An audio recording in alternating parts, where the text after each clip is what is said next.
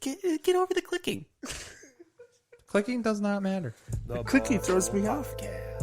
Welcome to So the we're muted when this is going, Budhole. right? It's your chance. Do your dance at the Budhole.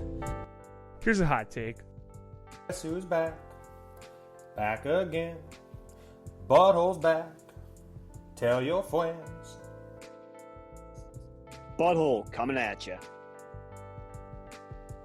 We just want to say before this thing starts, thank you so much to our loyal listeners, and here you go with another great Budhole podcast. Brought to you by Starlamar, Brandon, Gage's Rage, and Scott on the Budhole Podcast Network.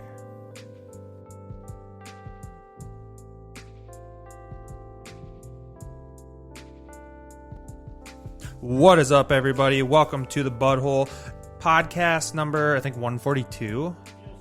It's a hell of a lot of podcasts. So,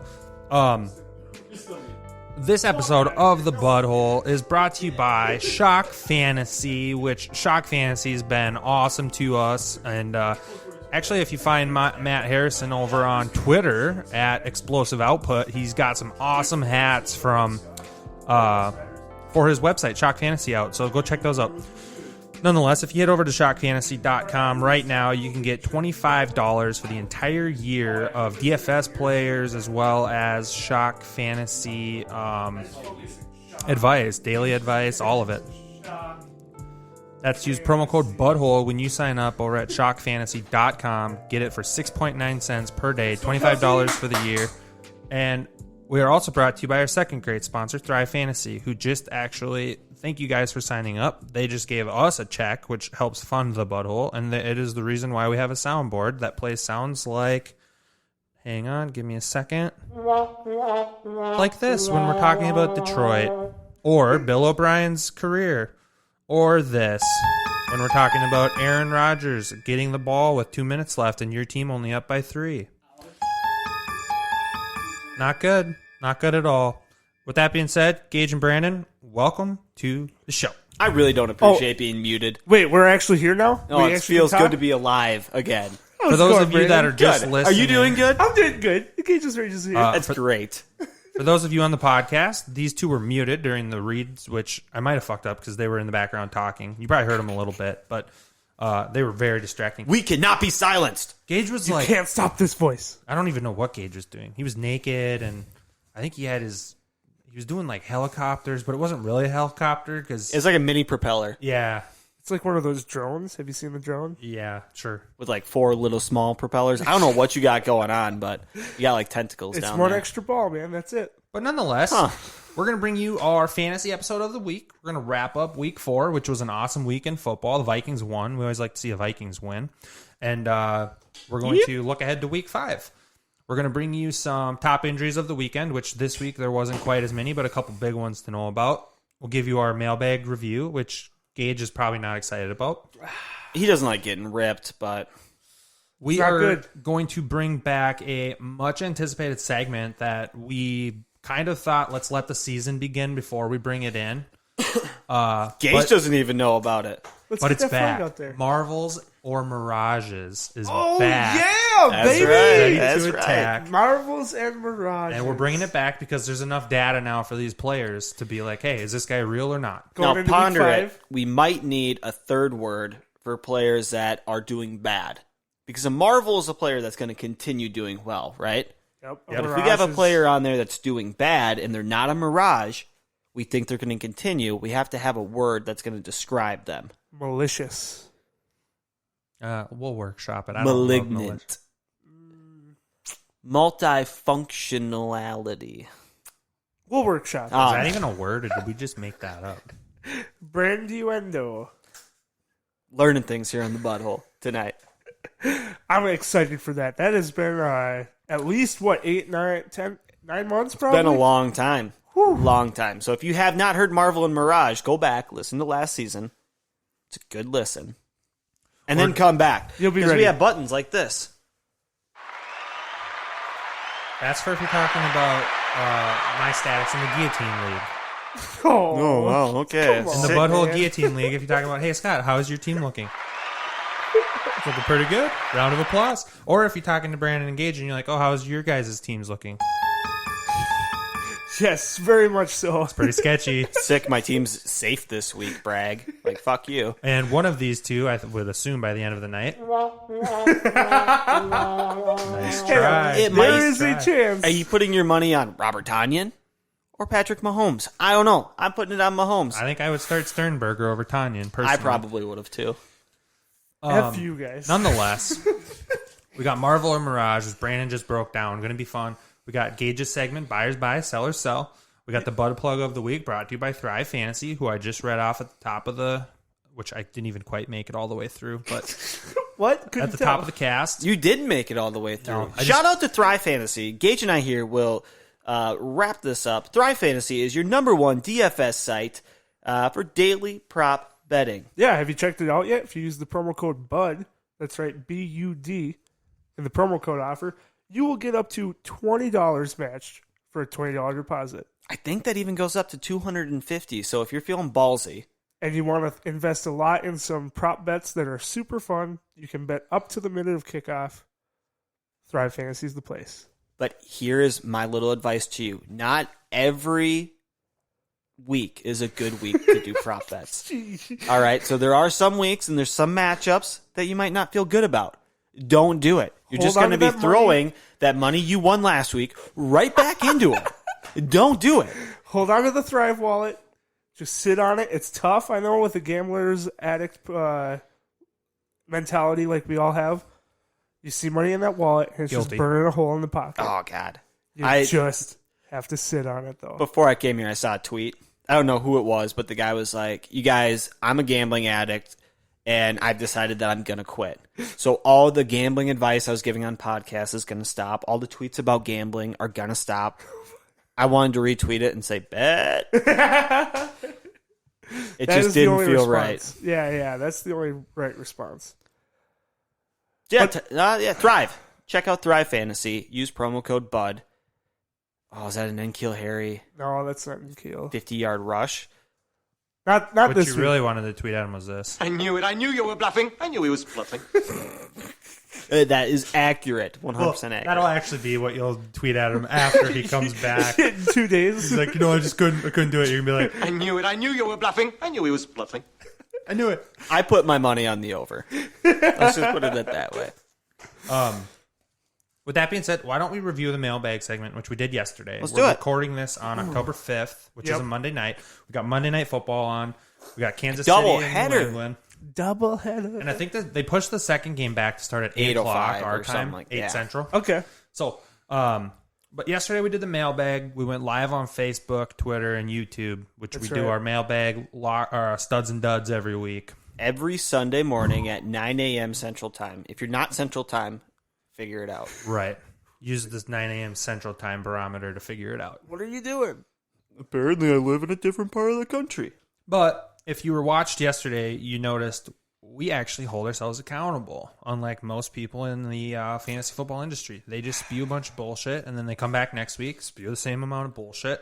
We hold ourselves accountable. We put up our actual stats for the year so far in the bottom corner of the screen while we're giving our plugs for the week. I should say our locks Sometimes and our You studs even and duds. put other players' stats in front of people that the stats don't pertain to. Well, just when they're really bad. I'm not. Oh, that's the only time when they're only really, really bad. then- Generally, yeah. When it's not making fun of me, yeah, I'll put it up there. Of course. Absolutely. Makes sense. That's me, though. That is where I come into this equation. My stats have been absolutely horrible on the buyers or the studs and duds of the week. Let's just start out with Gage's. As we read off these, how we're all sitting.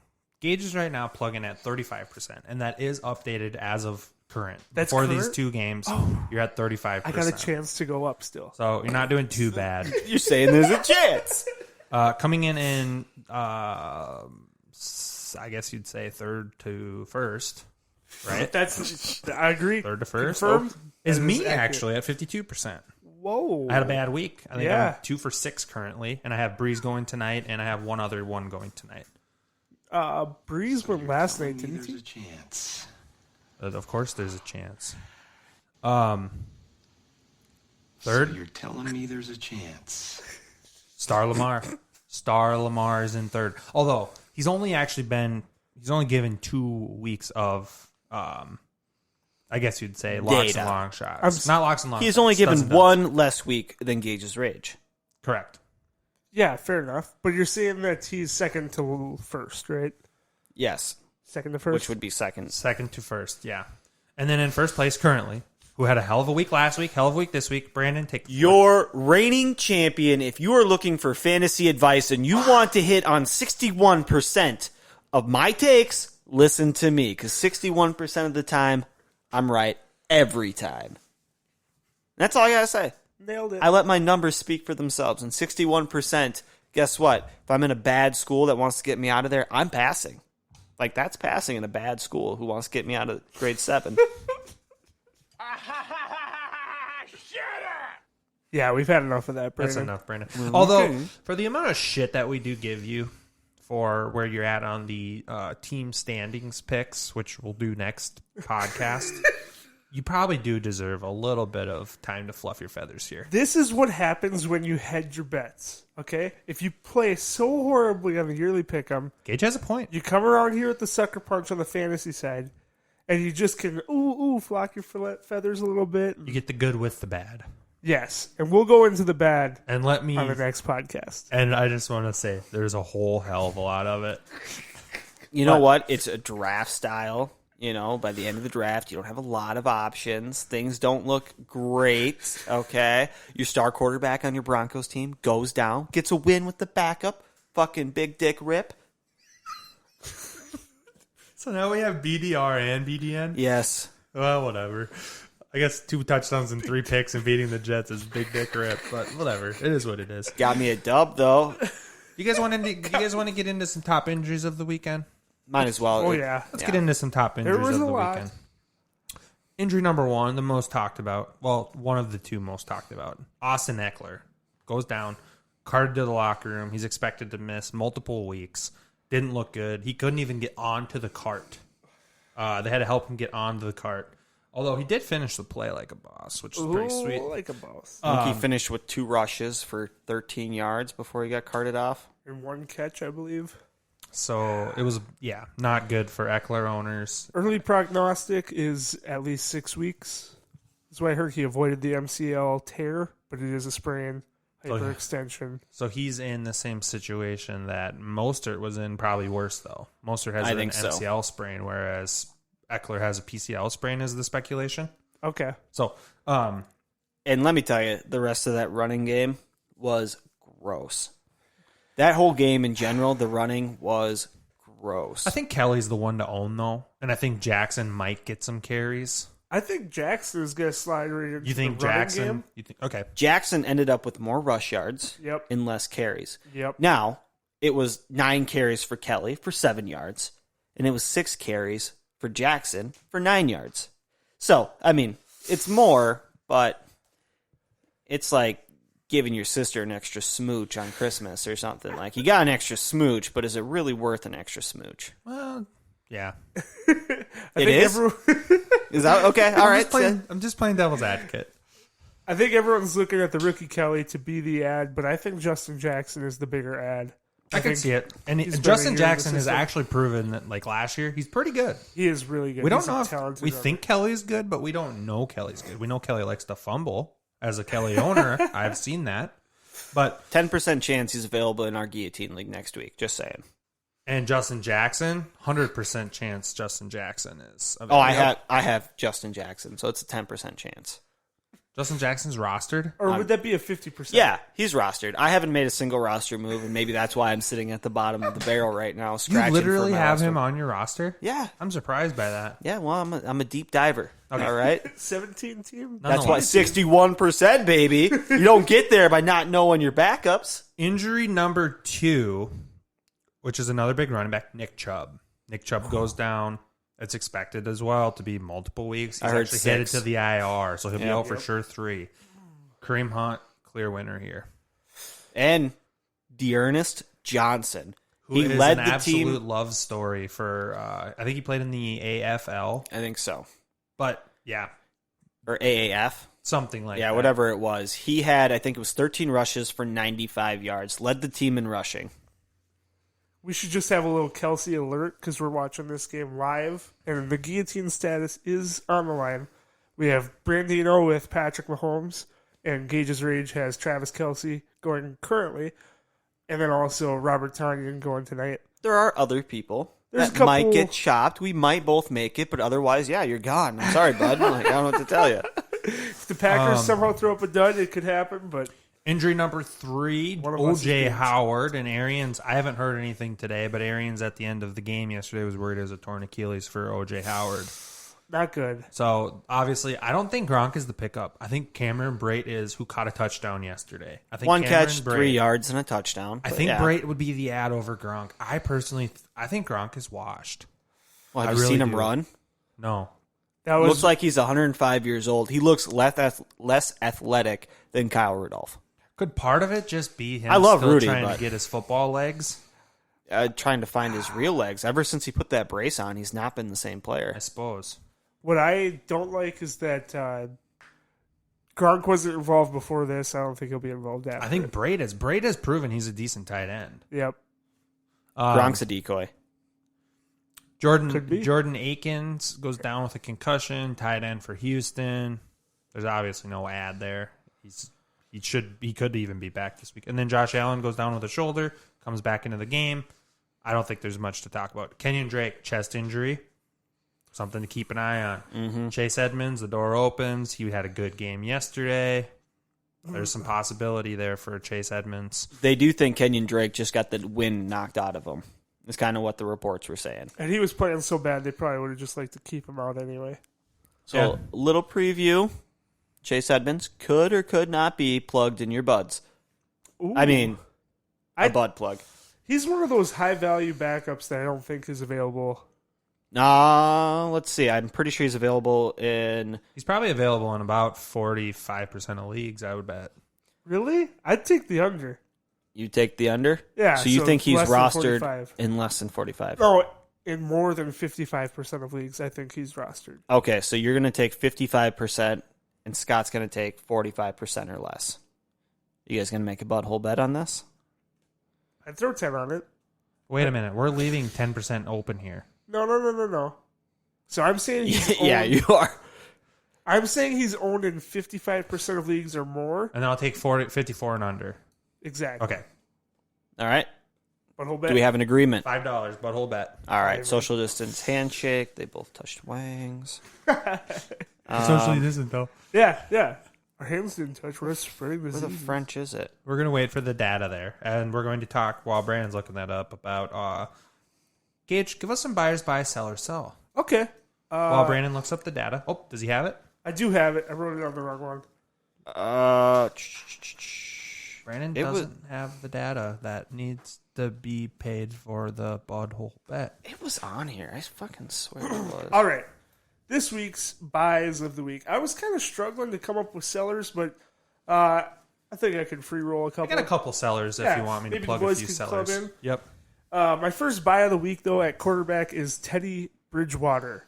I don't know if you guys saw Two Gloves dancing around on the field there. He looked pretty athletic on his little 15, 20-yard scamper to the end zone. He was also highly efficient, which we knew he's always been able to do, and throw a lot of accurate passes to the short yardage guys. But he was extremely efficient. I like to see him move around, step up in the pocket, and score the rushing touchdown. I think he could produce a little bit more of this. Teddy looks a lot more comfortable in that offense now, and he also gives you Stefan, the yeah. mobility. Normally, I'm fairly Oh, here we buttoned go. up on what happened with these players on. That was garbage. Fake news. Another thing I kind of crossed my mind while I was watching the game, the Carolina Panthers look a lot better without Christian McCaffrey. I don't know if that's... Is it because he's out, or is it because they're just kind of starting to figure out Matt Rule, new head coach? Is it kind of like the Vikings where they're starting to kind of get their legs under them? Mike Davis is legit. Mike Davis has we perfectly wanna go that filled route. that void. But it's, if Christian McCaffrey's there, they're always giving him at least a couple touches. First down, second down, probably going to C-Mac. If it's a run or a pass. I do have a buy right now at quarterback before we get off of that. Okay. Go right now if you're in a tough quarterback spot. pick up Tua Tagovailoa. I think there's a potential opportunity here where Fitzpatrick could get benched, and I think Tua's got an option to be Sneaky buy. kind of like Burrow. Give him Yeah. a couple weeks, but I think when he gets in there, it's going to be a lot of passing, and he's a good arm talent. That's a good one. He Look did. to pick up Tua. Fitzmagic was absolutely horrible. 2 picks. The rushing touchdown absolutely saved his day, but yeah, he looked like dog crap. Okay, moving on to the running back position. I think I mentioned it earlier, Justin Jackson. If he's available in your league, go buy him up. He's going to be the running down back. I think Josh Kelly, the rookie, will get touches, but I think it's going to be a split backfield without a doubt with those two. Another guy that I like a lot was Circle Jerk McKinnon. Woohoo! There's no way Jerick McKinnon's available, so you're saying buy him. I'm saying buy him. And this is one I'm hesitant. He could be a buy or a sell, depending on what your team needs. But if you're looking for a running back, McKinnon has scored in each of the first 4 games of the week, or of the season. Sorry. He scored week 2. Yep, he's scored a rushing or a receiving touchdown every week so far. I do think McKinnon's upside's limited a little bit by Mostert on the brink of coming back. Coming back, yeah. But That's the only argument I have for selling. even his first 2 weeks, McKinnon averaged in full point PPR, he had 13.4 and 13.7 in his first 2 weeks. Pretty solid weeks. Yep. I do think, though, And he's even been- if Mostert does come back, McKinnon's going to have a role. And Yes. I think he may have just usurped Tevin Coleman. Yes, I think Coleman is absolutely dead in the water. Whenever he Exactly. comes back, he will not be getting the touches that the split backfield was supposed to be at the beginning of the season. The last 2 weeks, McKinnon 16.7 in week 3 and 22.7 this last week. Yep. So like you said, Round of applause. Circle for the Jerk man. McKinnon. If you can pick him up, go grab him now. Oh, I can just look right here. What am I doing? Moving on to the wide receiver position. A little Minnesota flavor here. Justin Jefferson. Absolutely coming out and showing the skills that he had out of LSU. He high pointed the ball for a touchdown last week. He looks like a true number 1 on our offense. I think we'll do very well outside of Thielen. If you could go pick him up, he's a buyer's buy. I have a fun little stat here for you guys.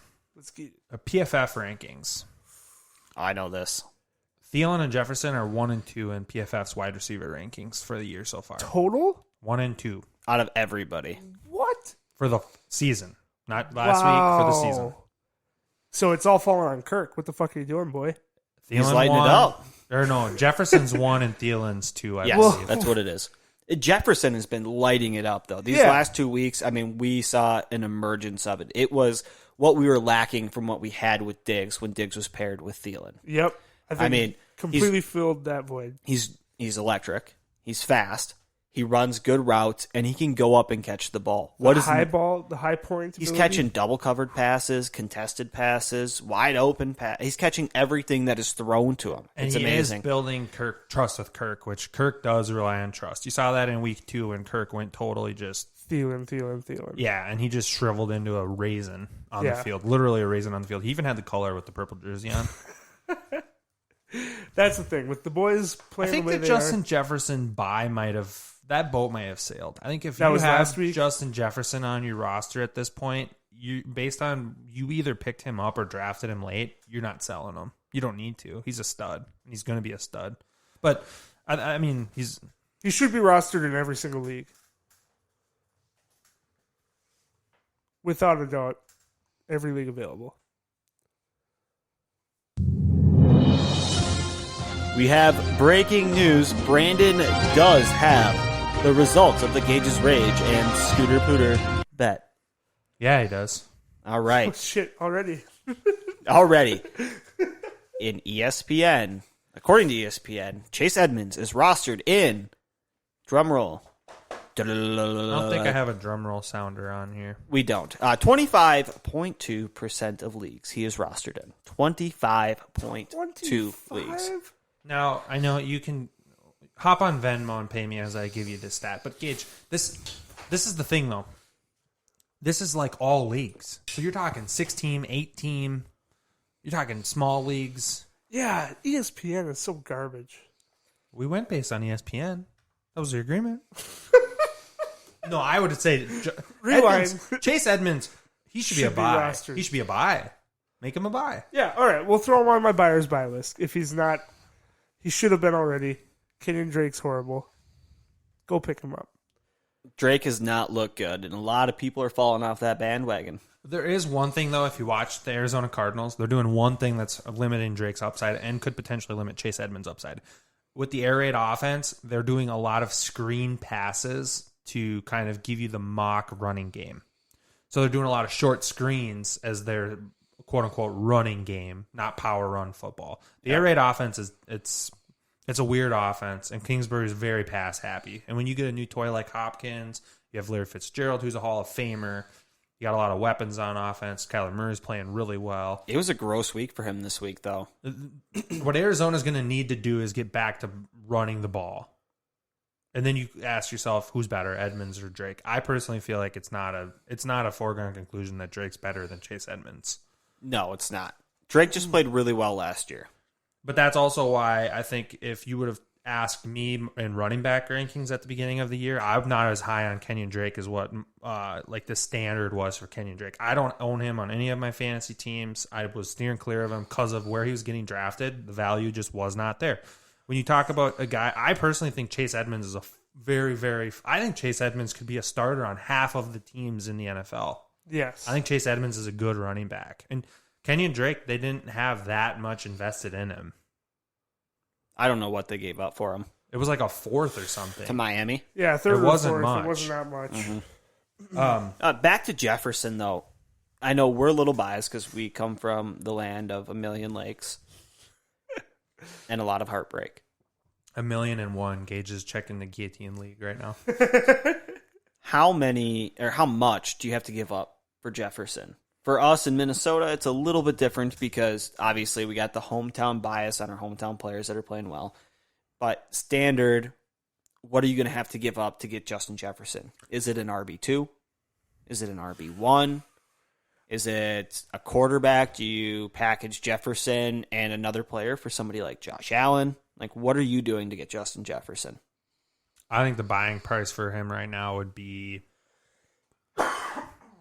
I think it's entirely possible that you could have to give up a running back 2 for him. Like a legit running back 2. Borderline running back 1. James Robinson. Might take a James Robinson. Myles Gaskin plus maybe a Jared Goff. Because Jared Goff right now is, I think, he's in the 8, 9, 10 range for quarterbacks, I think. I don't know if he is, dude. He had 2 good weeks, but he had 2 weeks at like 15. Yeah, 2 Goff weeks has over had a 20, couple 2 weeks below. stinkers. I'll look up Jared Goff's stat right now, according to NFL. I know Goff has been a little bit under the radar as a quarterback. So maybe he doesn't quite even get it done. Maybe Cam Newton plus a Myles Gaskin, a guy that's got a clear-cut number 1 role maybe. But you are right. Goff is QB9 right now. So yep.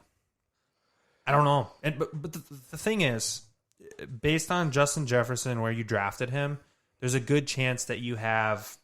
Stud running backs. Yeah, or at least one. And maybe you have a guy like Kareem Hunt, who Nick Chubb goes down, and you're like, why would I want another running back like Myles Gaskin when I have Kareem Hunt, who is normally a flex play, but now he's a clear-cut running back too? Like, I don't know that Justin Jefferson, I don't think you're going to get him for cheap. You're going to have to give up a lot, and I don't know if it's worth giving up a lot. It's tough to say. In a normal year, I think we could give out accurate predictions of what a trade would have to take to get a guy like this. But this year, with all the injuries we've already had and all the injuries we're going to have throughout the year, I think it's a total crapshoot. You know, the Jefferson owner could have taken a flyer on him. Jefferson could have been picked up 2 weeks ago on the waiver wires too. Or this past week, he was rostered in less than 30% of leagues going into week 4. And so I don't know. I mean, if I do think Justin Jefferson. Let me ask you this. Would you rather trade right now for CeeDee Lamb or Justin Jefferson? Because neither one's cheap. No, I think CeeDee Lamb would cost more to get. But I also think CeeDee Lamb's got a more of a clear-cut role to be in. I don't know. I think Justin Jefferson showed he is the one. I think I would rather trade for Jefferson. I would rather have Jefferson and at that price too. With Dallas, I mean, Lamb has shown that he's going to get targets, but you still have Amari Cooper. Michael Still Gallup have could show Gallup. up any week. You have Ezekiel Elliott. I mean, you have weapons. I mean, the Vikings have weapons too, but he's the clear number 2. One thing, though, to say pro CeeDee Lamb is that Cowboys defense is so bad that they're going to have to score 30-plus a game. Garbage time every single week. And on fantasy teams, that's what you want. You want a high talent and a high output situation. And a situation where they're going to get targets, touches, whatever it is. Is Dak going to throw for 450-plus yards every He's week? on pace. Dak is on pace to throw. There's never been a quarterback in the NFL that's thrown for over 5,500 yards. Dak Prescott right now is on pace to throw for 6,200. Well, he's thrown 450-plus in the last 3 games, including a 500-yard game this past week. And I think this year Dak Prescott breaks that 5,500 mark. And Dallas finishes about 8-8. 8-8. Like, Dallas is legit playing this like it's Madden. yeah. There's nothing in between. Their secondary is literally like it's Swiss cheese, though. There's nothing in their secondary that's going to stop opposing teams from passing on them. So Byron Jones, they needed him? They couldn't afford him. They had to pay Amari Cooper, and they had to pay Ezekiel Elliott, and they had to pay Tyron Smith, and they had to pay everybody but secondary. I bet right now they wish they had Byron Jones over Amari Cooper. I would. Michael Gallup and CeeDee Lamb, plus that other wide receiver that they have that's a little bit of a sleeper. Cedric Wilson. Cedric Wilson. Plus you got Ezekiel Elliott, who's no slouch at running back. I would have rather kept Byron Jones over Amari Cooper, I think. And then you bring in Earl Thomas. Your secondary is okay in that situation. But you bring Earl Thomas into this secondary, and he does nothing to help. No. And at this stage of his career, I don't think he's a top 5 safety. No, but he's better than what they have. So, yeah, I think Justin Jefferson would be the one to get, but he's not coming at a cheap price. As far as sellers, I think personally, and I don't mean to jump ahead of Gage here, Nope. but I think I would sell Odell Beckham right now. Totally agree with that. If somebody's biting on that. I think there's enough players in yearly leagues that go on recency bias, and Odell Beckham's a big name. He's still a big name. Everybody knows Odell from the one-handed catch as a rookie, whatever. I think right now you could find an owner, based on recency bias, that would give you a nice player for Odell Beckham, and I think I would do it. If you can, I would get rid of him too. Yeah. If you can get good value for him. But what value do you have to get out of Odell? He's not a wide receiver 1 anymore. Well, let's remember here, Odell Beckham is on, his talent stands alone. He's a good talent, but he's on a run-first offense. That offense is a run-first offense, ball control. Stefanski's never going to be different than that. They Plus, did just lose their starting running back. yeah, but Kareem Hunt would be a starter on half the teams in the league too. Yeah. So I think if you could get a legitimate top, 18 running back for Odell, I'd probably do that, depending on where you're at with running back. If you have a Christian McCaffrey and you could trade Odell for trying to think of the right guy here. If I could trade him for Mostert and something else, I would probably do that. A guy that's going to be coming back, being healthy. If I could trade him for Is Carson too much? Chris Carson for Odell Beckham, I would do that if I'm the... Chris Carson, quite frankly, is another guy that I would probably sell. Carlos Hyde was hurt last week. Chris Carson got all the carries. I think Chris Carson's about topped out on value, and I would sell him in a yearly league. I would sell Chris Carson for Justin Jefferson, and I think you could get that. Yeah, you could flip that easy. I bet you'd have to throw in a little bit more to get Chris Carson for Jefferson. Maybe, but I'm just saying I would trade Chris Carson. Is that rostered bias coming from you? No, there's no roster bias. He was on my bench, man. He's not even on my Absolutely starting no lineup. roster bias from Gage. Gage is as straight shooting as they come. Yo, I got some butthole beef with fucking injury statuses this year too, man. Do you have any other sells, Gage? I'm sorry, I didn't mean to cut you off. No, one more. Scotty Miller, I think, is a good buy. He's probably still available, still on the cheap side. And with the injury to O.J. Howard, just more pass catchers going down that Scotty Potty. they're not looking for. So, Gage, you said you have Budhole beef. Yeah, dude, I do have a butthole beef with ESPN and NFL fantasy apps and their injury statuses. With their, owned status of Chase Edmonds? That too, but Boo. the injury statuses are absolute dog shit, right? We all watched what happened to Chris Carson, okay? And then I click on his name, and what do they tell me on the injury report? He's possibly out 1 to 2 weeks. Okay. So I put him on my bench, and wouldn't you see my surprise when it's 12:08, and this motherfucker already has a touchdown to his name? Sitting on my bench, he gets up to almost 30 points on my bench. Come on. 12-0-fucking-8. 12-0-fucking-8, and there he is. Let me ask you about another guy, DJ Chark. Why was DJ Chark on your bench? DJ Chark! Oh, read the report on fucking Thursday afternoon. Oh, the chest injury looks like it's going to be pretty serious. You might want to monitor this Are situation. you reading the reports from like 7 days ago? Because every report I saw said Chark was playing this week. On When? Friday. When? Yeah. Friday? On Friday. It's called looking. I think Relooking. Gage has a butthole beef with words. I will say, my brain has been a little lost. I'll take just one I minute. hate myself. We'll have a moment of silence for my new little baby niece, Quinn. Quinn. Quinn Tierstein. Quinn. Welcome to the family. It's been great getting to know you. Hope to get to know you a lot more in the future. But, yeah. She's already destroying fantasy rosters and lineups. And healthy, she's stealing beautiful hearts. baby girl. Got to meet her. So my head was not in the fantasy realm this weekend for sure. That has been quite a little wake up with a new house for my brother, and now another little baby in the mix. Well, that's awesome. Congratulations to Chaz Gage's and brother, Sam, yep. Chaz, and his wife, Sam. Quinn Tierstig, the newest to the clan. Yep. Awesome. That's great. Yeah. So it's a 1 week wonder, but it's probably gonna get me chopped in the guillotine league. Quinn is? Quinn got me chopped. Oh, she's not the 1 week wonder, right? She's Oh no, She's a She'll lifelong be- play, yeah, I'm yeah, pretty sure. I hope so. She's a lifetime starter for sure. okay. Great. Yes. Violet is very excited to have a little sister. So it's been fun. It's been a big weekend. Oh, is Scott trying to rap show? He's trying to rap show. No, I'm just trying to mash this laugh button at Gage. But I accidentally went to the next Horrible page. plays all the way. Just- yeah. Okay, this is a learning experience for us. We just got a new whatever Soundbar. you call this soundboard Recording yeah. device, Yep. and it's the Cadillac compared to our old one. So I'm still trying to learn it. It drives like a Cadillac too. Yeah. Something's wrong with you. Really.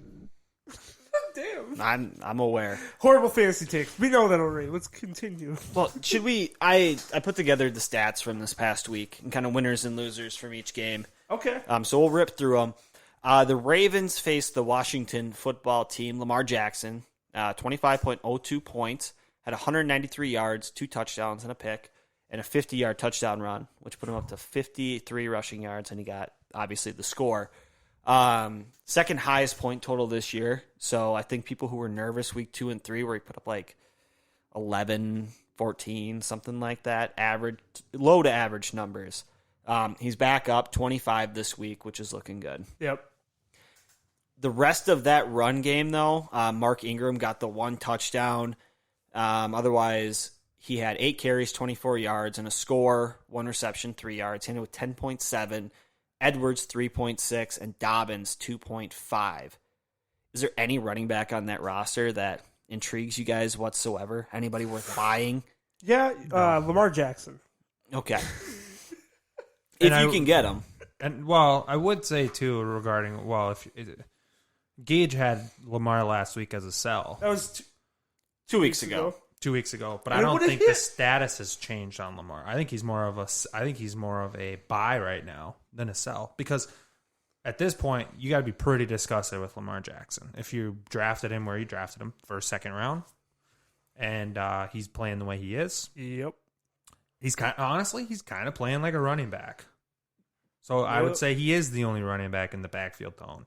Mark Ingram, you drafted Mark Ingram thinking, all right, the Ravens are a good team this year. They have a chance of, I don't know, maybe they'll blow out Cincinnati twice. Mark Ingram will get some good garbage time yards in those 2 weeks. Mark Ingram will probably run for, 8 touchdowns like normal. Probably run for at least 700-800 yards. He'll have a good functional year. Mark Ingram had 10 points this past week with a rushing touchdown. He's not startable. No. 10 points with a touchdown. That's not a guy that I'm feeling good about putting in my starting lineup. When Gus Edwards gets 9 carries, Ingram gets 8, and Dobbins gets 5, you're splitting carries between all 3 guys damn near even. I think the split on snaps was Edwards had 24 snaps, Ingram had 17, and Dobbins had 14. I don't like that. I don't like any of those running backs. But the thing is, it's not even that they're not even using them when they are on the field. So I'm out. The thing with fantasy is it's okay to be spotty, but you have to be predictable. And right now that backfield's not predictable. Moving to receiving, Mark Andrews, 3 grabs, 57 yards, and 2 scores, which put him up to 20.7 points this week, which I think is his second 20-point game, where he had week 2 and 3 were both under 5 points in total. So he's a stud when he hits, but those last 2 weeks were rough. He was probably a buy if you pulled the trigger on him. He's a feast or famine player. Hollywood Brown stepping in, 4 grabs, 86 yards, and with 12.6 points. It's the second highest scoring this season. He also had 8 targets, which felt good. He averaged 6 the last 3 weeks. The boat on buying him may have sailed. And when I say buying him, I mean you could have possibly even targeted him in a dynasty league. I think so. But at this point, it's probably gone. He's the number 1 wide receiver on that team, which is also kind of sad. He's the number 2 target outside of Mark Andrews, but he is the number 1 wide receiver. Yep. Moving to the football team, Haskins, 314 yards, no touchdowns, no picks, but a rushing touchdown, 18.86 points, the highest this season. Anything interest you about Dwayne Haskins? Yeah, his backup, Kyle Allen, who I think if they decide at some point to start Kyle Allen, which I think they will, Gibson's going to be better yet, McLaurin's going to be better yet, and you might even get 1 or 2 other possible fantasy outputs on that offense.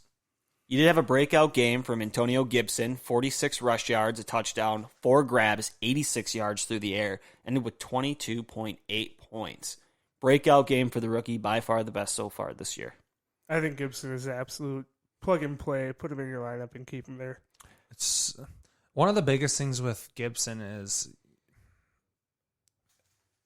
he can rush for 40 yards in a week and then have 4 catches for another 60 yards and a receiving touchdown. He's an absolute dynamic flex player to have across the board. Whether you're in a standard league, ideally at least a half PPR, but if you're in any sort of a PPR league, Gibson is a definite flex play. The dude he can ball out. He's averaging around 50 rush yards a game, somewhere between 40 to 60 on a weekly basis. But I'm not sure that his ceiling is much higher than that. I don't think he's ever going to be a 100-yard rusher with 4 not grabs regularly. for 60. Yeah, not regularly. Moving on, Terry McLaurin, 10 receptions, 118 yards, 14 targets, by far the most on the team, 21.8 points. Is McLaurin a must-start? Currently ranked wide receiver 12 in the league, going into week 4. I think McLaurin is, and I would even go a step farther and say he's, as a receiver goes, he's one of the probably top 12 receivers in the NFL. For where you drafted him, you definitely have to start him for me, but I hate the unreliable quarterback option you have there. Like Scott had said, I think once Kyle Allen comes in here, that is going to be a much better offense, and it's going to run a lot better. The thing, though, the biggest thing with McLaurin to me that speaks to his value is he's literally right now quarterback proof. A bad quarterback play is not hindering his output. In the sense of it's hurting his output overall, but he's still putting out functional numbers. He's averaging around 10 targets a game. Last week, 14. His lowest was 7. But his lowest points per game, 11.1 in week 1 against Philly, 5 for 61. Otherwise, 7 for 125 and a touchdown, 4 for 83, and now this 10 for 118. I mean, he's putting up big weeks, even with the bad quarterback. I think over the course of a full 16-game season, you would see a couple duds in there. There'd be a couple under There's fives. a fair There possibility. would, but that's the case for most receivers. The only guy that's been, I guess you would say that has gone away from that would be Michael Thomas in the last few years. And Michael Thomas, he was unlike anything the fantasy world had ever seen before. From just an actual like guaranteed 15 targets-ish a game. He's going to have 7-8 catches, damn near 100 yards. He was freak. He put up 3 0 points this week already, or this year. 0-point games. Michael Thomas. Oh, yeah. It's true. I have him on my team. And you got to think Adam Thielen, week 2. Number 2 pick. Thielen's a must-start wide receiver, in my opinion, especially where you drafted him. He put up a below 5-point game, week 2. moving on. Chargers 31, Bucks 38. The Chargers, Herbert, 290 yards, 3 touchdowns, 1 interception, and 14 rushing yards, which surprisingly led the team in rushing yards. Also, very, very sad. Obviously, Eckler went down with the injury. He had like 2 rushes, 13 yards. Josh Kelly, 9 rushes, 7 yards. Jackson, 6 rushes, 9 yards. Herbert ended with 23 points in his second game over 22 points. I don't think he's a must-start quarterback. He's a good flyer. Ooh, bad for Mahomes. He's definitely a good flyer on a week where your quarterback's on a bye. Wide receivers, Keenan Allen, 8 receptions, 62 yards, another 12 targets. So it's nice to see him getting those. 14.2 points. And somebody named Jalen Guyton, 1 reception, 72 yards, and a touchdown. So big week for whoever the hell that guy is. I want to beat the drum for Keenan Allen to hardcore and say now with Eckler out, Keenan Allen's target numbers are going to be ridiculous. He's going to be. The only thing you're worried about with him is just stay healthy. With everybody getting hurt this year, if he's healthy, Keenan Allen will finish as a top 12 wide receiver, maybe top 6. Easily. Yes, I could see him getting at least 10 catches a game. If you're a team right now and you have Scary Terry on your roster, you have Keenan Allen, guys that are clearly getting targets, you got to be damn happy with what you got. Oh, yeah. Now, vice versa, if you're a team and you got like DJ Moore, who you drafted high, he's struggling hardcore. That's the fun of fantasy football. Is DJ Moore last year was an absolute stud. Bring in a new coach, bring in a new quarterback. Robbie Anderson actually seems like the guy to have right now in that offense. Teddy Bridgewater loves him.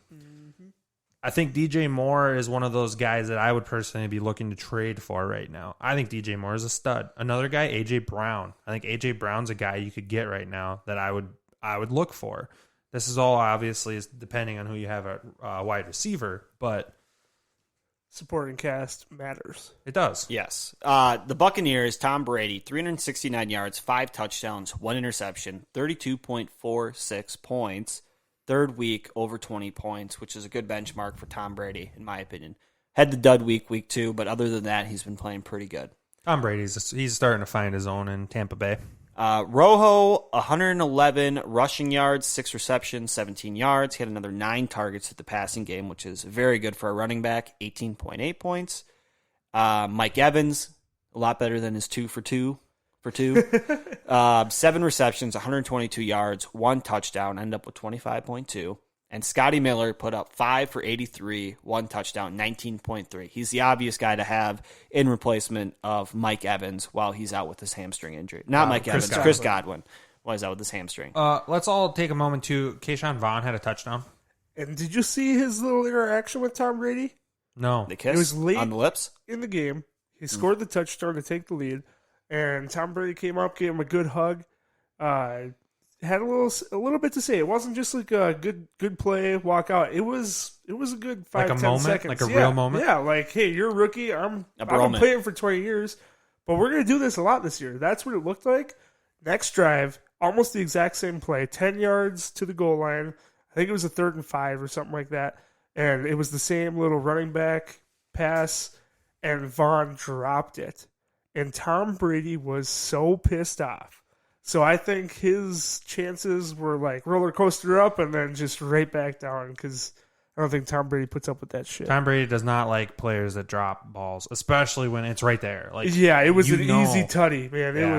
It was the same play. So Vaughn had his moment, has chance, and it slipped right through his hands in the same way. Got to gain the trust of the quarterback. You don't do it by dropping balls.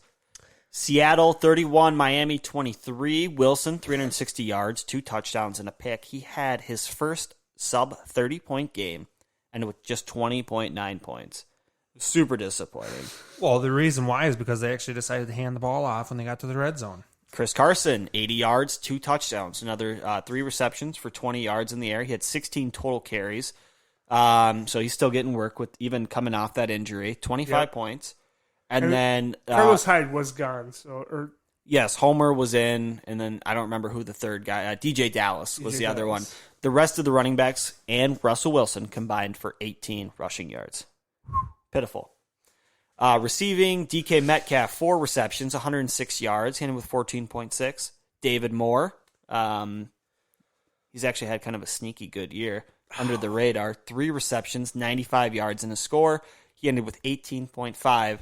And Lockett, his first sub-15-point game this year, ended with just 5.9 points. 2 receptions, 39 yards. Any concern for Lockett? No, not long term. I still think Lockett, if you're looking for stability, Lockett's the guy to have in that offense. But if you're looking for a guy that can win you matchups, DK Metcalf has a chance to blow up every single week. Both of them are absolute starters. I'm not worried about Lockett off 1 week. We were just talking about it. Good guys have games like this from time to time. It's his game. It's his week. He can hit for 40 points, and he can have a week with 5 points. But on average, he's going to get you around 15 to 20, my opinion. Dolphins, Fitzmagic, he had that late rushing touchdown with hurt my fantasy team at the end, going against Scott here. 315 yards, no touchdowns, 2 picks, 47 rushing yards for the old man, and a touchdown, 21.3 points. His third game of 20-plus points this year. If Magic is starting, is he a must-start quarterback for your team? He's definitely a guy I'd be looking to. If you're in a league that has 2 quarterbacks, I think he's definitely your second quarterback starter. But if you just have a 12-team league with 12 starting quarterbacks, he's a streamer. Start him on the matchup. See, Fitzmagic is one of those guys where I'd argue you could start a running back or wide receiver flex instead of a second quarterback. Well, I'm talking 2 quarterback leagues where you need Where you 2 have quarterbacks. to? Okay. He is QB 14 right What about now. a super flex? Yep. But, yeah, I mean, if you could put in a running back instead of him, yeah, I mean, I'm all for that, depending on the matchup. The problem with Fitzpatrick is he's so hit or miss, and they have Tua Tagovailoa behind him. Yes. So it's like, all right, 3 bad drives to open up the game, and he's out. Now you're SOL with -2 like I had at the beginning of the game. You know what I mean? Like, I would look elsewhere. Felt good at the beginning for me. I'll tell you that much. Scott was chasing the wrong start, man. He had him last week. Last week was an awesome play. Oh, he didn't finish that much worse this week. He had 20-some points. Yeah, he ended with 21.3, which I Oh think my was... God, that rushing touchdown Dude, absolutely saved the the four- It did. Duke 47 Walsh. rush yards. The 47 rush yards plus the touchdown was 10, dude. That saves a Dookie performance. It does. But that's magic, horrible. baby. The perfect fantasy quarterback. Garbage time. He led the team in rushing. Myles Gaskin, 40 yards, 3 receptions for 22 yards, 9.2 points. Rest of the team combined for 16 outside of those 2. Now I do want to hold my feet here a little bit because I gave a plug of Fitzpatrick and Gesicki or Devontae Parker as far as the DFS play on the mailbag. That was garbage. Okay, Parker would have been Parker fine. hit, 10 for 110. Yep, 21.1 points. Gesicki, Okay. 1 reception, 15 yards. The Gesicki one is what I couldn't get over. I mentioned him and I was like, that's not a good mention. I think he finished with like not even 2, 1.7, and that's what loses you DFS matchups. Yes. And so Gesicki, this year, 6 points, 27 points, 8.5, 2.5. Yeah, Is he a guy that you want to hold on your team when he's putting up, He's on like- average, sub 10 points? No, he's a touchdown Streamer. dependent tight end, which puts him into the pool of streamers. Yeah, week 2, 8 receptions, 130 yards, and a touchdown. I mean, that's a hell of a week, but you're not getting that consistently from him. Right. My opinion, he's a streaming tight end, and cross your fingers that you get him. Well, he kind of goes as his quarterback goes, though. Yeah. And if I tell you Fitzpatrick is sketchy, Gesicki's going to be sketchy. Now, Is that the team you want to bet on? Do you want to bet on the Miami Dolphins led by Fitzmagic? I think the Dolphins, I don't know. I mean, I got a lot of shares of Miami, so I got Myles Gaskins in the one league. He's been an okay player. Didn't do much for me this week, but I think there's value in Miami. You just got to pick your spots. one of their wide receivers, Isaiah Ford. Have you guys heard of him? I know Isaiah Ford, yeah. 4 receptions, 48 yards, but he had 10 targets.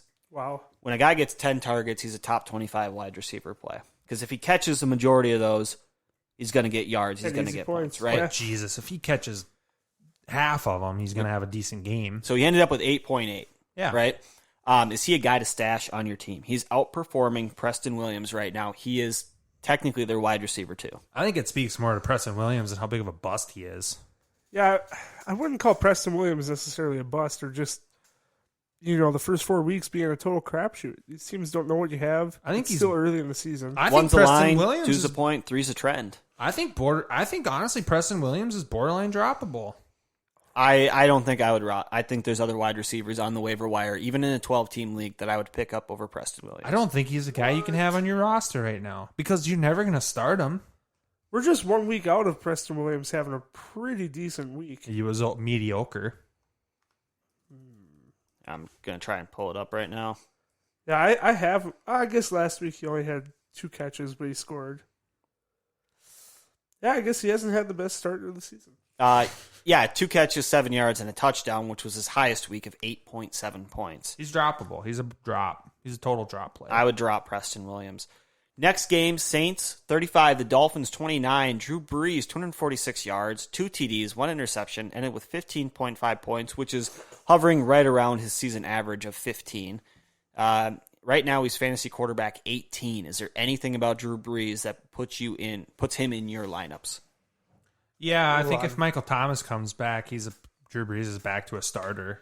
So you think he'd be a top 12 quarterback once Borderline. Thomas comes back? Yeah, I mean, Is he matchup dependent then? I wouldn't even say he's matchup dependent. I think it would almost depend more on the matchup of the other quarterback. I think Drew Brees is still a quarterback where you can put in and be like, okay, there's a chance he could go for 3 touchdowns because he's in an explosive offense. The Saints defense has actually proven to be a little bit of fool's gold this year. They can get scored on. Without a doubt. And you want quarterbacks that have to score. And the Saints, so far this year, have had to score points. Here is his next 5 games. He plays the Chargers on Monday night. Not good. The Panthers.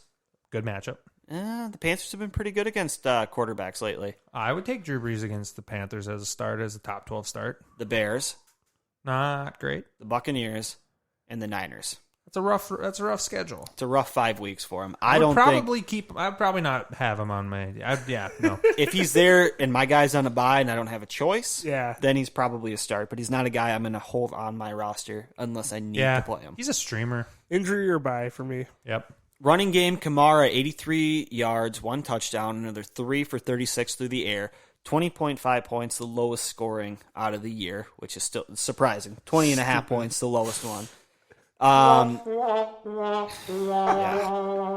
Kamara. Latavius Murray, 64 rush yards, 2 touchdowns, 1 reception, 19 yards, 21.3, which is his highest of the year. So his highest is barely above Kamara's lowest. Murray is no threat to Kamara, but He's he not. is a functional backup. And if Kamara goes down, Murray's the guy to pick up and play. Murray's even a flex play on a week where you have multiple bye weeks. I would argue at this point, if you have Kamara, I don't know if Gage is going to buy in on this, but if you have Kamara on your roster, the amount of usage Kamara's getting, you should probably have Murray stashed on your bench. Absolutely. Tate Train has left the station. They are going to be using every weapon they have. Watch out for Murray to steal those goal line scores. Going to the receivers, Emmanuel Sanders, 6 grabs, 93 yards, and with 15.3. And Traquan Smith, 4 grabs, 54 yards, 2 touchdowns, 21.4 points. Had himself a day, but I think it's fool's gold. I think once Thomas comes back, Traquan kind of falls into the... Returns to that role as a backup. And Jared Cook comes back too. I don't think that there's a wide receiver in the Saints receiving room that's rosterable besides Michael Thomas. I don't think Emmanuel Sanders is a streamer. He's a guy you're going to pick up and start. He's going to burn you. You're going to put him to the bench. He's going to score 2 points on the bench, and you're going to drop him for the next hot name. Traquan Smith is even more sketchy than Emmanuel Sanders. I don't have much interest in any of the Saints' offense besides Kamara, Thomas, and like we said, possibly Breeze. Yeah, my list is shorter than that. I would only take Thomas or Kamara. The Lions, Matt Stafford, 206 yards, 3 touchdowns, 1 pick, had another 21 yards on the ground, 22.34 points. His highest week and his first game above 20 points. Is he a bye candidate with the next 5 weeks? He's got a bye. The Jaguars, the Falcons, the Colts, which is his toughest matchup, and then the Vikings. Absolutely. Yeah, if you could pick him up after that bye week, you don't have to stash him through his bye. Yeah. I think Stafford is a guy right now. If you picked up a quarterback, I personally, if I could, let's say you drafted Lamar Jackson. I would move Lamar Jackson for maybe an Antonio Gibson and go pick up Stafford. I think there's strength in Stafford for the rest of the year, and he should be started in most leagues if you're a 12-team league. Their running game, abysmal. Peterson, 36 yards, 1 touchdown. He ended with 9. Swift, 4 rushes, 22 yards. He did get 4 through the air for 30 and a touchdown, so he ended with 15.2. And Carryon just had 4 total touches throughout the game. I think Swift had the first score of the game. I think he did. Yeah. Started off So hot. their backfield is just a crapshoot. I don't really like much to do with it. I think Swift is probably the guy to have moving forward. He's gotten targets. He's see catching the ball. The second half of the year being a hot Peterson Swift. is still, I think, Peterson might be rosterable because he still does have the ear of Bevel, the offensive coordinator, and he still does get some run to where if you're really in a pinch, you could probably start Peterson in the flex, but I would rather have Swift. Receiving, Galladay had 4 for 62 in a score, 16.2 points. The next highest was DeAndre Swift, like I said, 4 for 30 in the score. And then Hawkinson and Amendola just had 2 receptions each throughout the game. Hawkinson did get the score, but both of those were just pitiful performances. When you're talking matchups and you're talking possible buys, Kenny Galladay is about to shoot like a fucking rocket to the moon on his value in these next 5 weeks. I would be looking at every possible avenue to add him to my team right now. The matchups are juicy. Really almost for the rest of the year, the matchups are juicy, and Galladay's healthy. I would be looking to add Galladay any way I could right now in a yearly league. Good take. Good take. Next up, Browns 49, the Cowboys 38. I just want to do a shout out to the Madden simulation who did have the Browns winning. I think it was like 41-34 or something like that. We got ripped on Twitter a little bit for it. People were not having it, but guess what? Hey, Madden was right. They were right this time. You know what, guys? It happened. We should start Get over tracking it. that Madden win-loss again like we did. Did we do percentage? that last year? We did do it last year. Yeah. Yep. Which, I mean, it's a little fun, but it's more so just kind of interesting to see how it shakes out. 49 points for the Browns. Baker Mayfield, 165 passing yards, 2 touchdowns, no interceptions. He's averaging around 15 points, which is what he got this week. Nothing about Baker Mayfield interests me as a quarterback on my team. How about Jarvis Landry? Jarvis Landry, I would take as my quarterback over Baker Mayfield. 1 throw, 1 catch, 37 yards, and a touchdown. Yes. A moment of silence for Gage's pick is calling OBJ a dud this week. If we had cricket sounds and Scott was running it, we would... No, it's a moment of silence, and that's enough, okay? OBJ is a good player. He absolutely smashed my face after having a couple bad performances, and goes off. How many points? He had like 40-something points? We'll call it 38.4, 5 receptions, 81 yards, 2 touchdowns, 2 rushes. Also ran the ball. 2 rushes, 73 yards, who, guess what? He was the second highest rusher on the team. He also had the touchdown. And, a little fun fact for you, this was his second highest fantasy scoring ever. Wow. Going back to his rookie season, 2016, he had 40.2 points week 6 against the Ravens. 8 grabs, 222 yards, and a touchdown. 2 touchdowns. I apologize. Landry had 5 for 48, plus the 37-yard touchdown. He ended with 15.38. Hooper finally got in the touchdown category and more than 4 receptions, 5, 34 in a score. He ended with, 14.4. And then, as we talked about earlier, Chubb left the game. Hunt had 71 yards and 2 touchdowns. And then Dearness Johnson, 95 rush yards. Like we said, he's a stash. I think Johnson's definitely a guy you should be looking to add because Kareem Hunt was coming into this week with a groin injury and he was questionable. So Dearness Johnson should certainly be on your radar. Dante Hilliard is a nice little sneaky player to look at in that backfield. PPR leagues, especially for Hilliard. He can catch the rock, although Mayfield's throwing it to him, so maybe not. 160-some yards in the air. It's not great. The Cowboys, Dak, again, his third game, over 450 yards. His second game, over 35 points. He ended with 37.28, 502 yards, 4 passing touchdowns, 1 pick. Is he a marvel or a mirage this year? Dak is 100% Marvel. This team is going to be down, or they're going to be scored on a lot. Dak is going to be used to come back in those games, and he's got all the weapons, the coach, every piece about it to get there. Dak Prescott's an absolute stud in fantasy, and he's a pretty damn good quarterback, period. But in fantasy, for position drafted to value added, he's the best quarterback for fantasy football. We're going to Based round on where you drafted him, he's the best quarterback. We're going to round it out, call it a clean sweep. I'm calling him a marvel as well. They're going to be playing in tight games throughout the entire year. He's going to be throwing for a lot of yards. Maybe not 450 every week, but even 350 and 4 touchdowns, I can see that. You're correct. It was 504 this week, right? It was 502. 502. The fact that this guy doesn't have a contract in hand yet for the long term is an absolute disgrace. So the boys, Tony Romo would have won that game. Tony Romo doesn't throw that. Tony big. Romo might have also gotten hurt. Week quarter one. Yeah. Well, that's just not fair to say. Speculation. The rushing game, Zeke had Pretty much stats. 12 rushes, 54 yards. He had another 8 receptions for 71, ended with over 20 points. Cooper, 12 for 134 and 1. Hit 16 targets. 31.4 points this week. Lamb had 24.9, 5 grabs, 79 yards, 2 scores. Dalton Schultz came back to life, 4 for 72 and a score. Could have happened last week. Could have been my stud of the week, but here we are.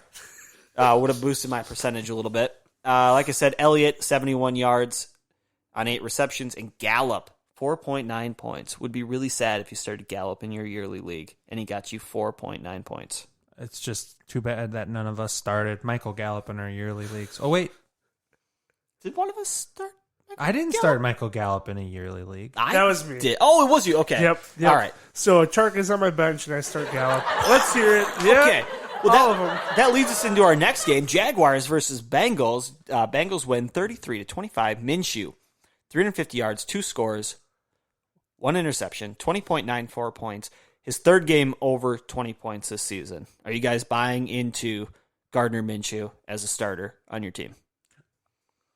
He's that right in between, that streamer option. If you have a bye week and you're a pinch, pick up Minshew. Get him in there. Minshew's the guy that if he becomes available, someone will probably pick him up. And he should be. That's exactly what he should be. He's that 10 to 15 range. When you start him, he's going to piss you off, and when you leave him on the bench, he's going to piss you off. That's what happened to me last week. I might have won that game. I started Stafford over Minshew. Roles were reversed. Minshew had a good week. No, Minshew had a bad week. Stafford had a good week. I do want to say though, regarding Minshew, he's proven to be a different quarterback when Chark's on the field. Yes. So that's something that I would monitor moving forward. When he has his number one option out there, he appears to be a different quarterback. I'll go as far to say is when he's got someone who can catch the ball consistently, he's a different quarterback. Because Chark absolutely is the difference maker. Conley dropped easy catches. D.D. Westbrook, I saw, dropped a couple first downs in week 3. Yeah. Without Chark. Yep, and Laviska Shenault's just not a good enough polished receiver yet. He's not there. One day, he absolutely can be that. But not yet. Give him a couple years in the NFL, but week 4, he's not the guy. Well, on Chark's first week back, it proved to show that, too. Chark had 8 grabs, 95 yards, 2 touchdowns, ended just under 30 points, 29.5. Shenault was on fire for that, too. He had 5 for 86. He gets a score there, too. That's a hell of a week. 13.6. Robinson ended with 14.7, 17 rushes, 75 yards, 4 receptions for 32 yards. So he's still getting work even on a bad week. Robinson is still pickup of the year at the moment. I think Mike Davis might be able to argue with that. I mean, Robinson did have the killer week over 30, but... The argument for Robinson over Davis is C-Mac is coming back. True. And once C-Mac comes back, Davis might still get used, but he's not going to get used in the same capacity that Robinson will be. Fair enough. Robinson, barring injury, is a 16-week starter. Not for fantasy, but he'll be the starter all NFL. 16 weeks for the Jags.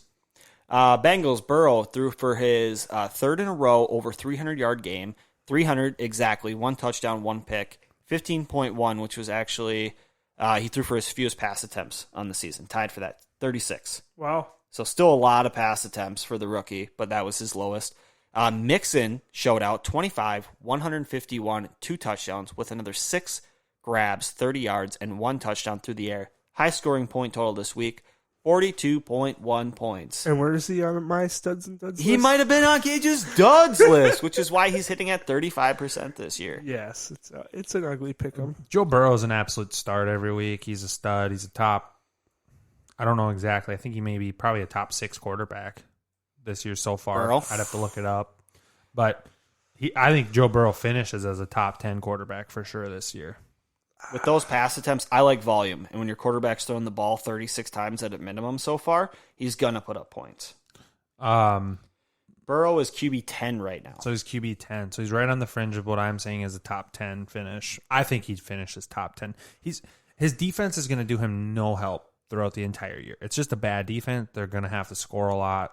And I think Joe Burrow is a good quarterback. He's proven to be good. The only thing that potentially hurts Joe Burrow long term is the amount of hits that he takes because the offensive line doesn't protect him. Well, you've seen him take some brutal hits, too. You don't want to see him be the next Andrew Luck and get beat into the ground. Who saw the bulk of that? Tyler Boyd, 7 grabs, 90 yards, 16 points. Higgins, 4 for 77, 11.3.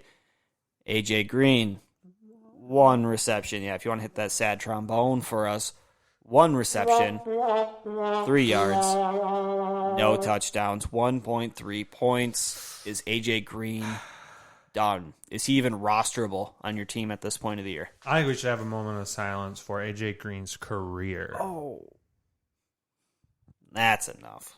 I think it's over. done? It's over. Done? I don't know that he has. It's done. I don't know. I think it's so. over. I For think fantasy, it's over. I think there will be a week in this season where AJ Green is a wide receiver 1. That's still going to happen this year. You think he'll blow up for 24 or something? I don't think it's that. He gets targets. You know, he's being given opportunities, but the game script is just going away from him. It was Mixon's week. The dude had all 3 of the scores. Like, it wasn't even fair for that offense this week. Tyler Boyd's a stud, though. He is.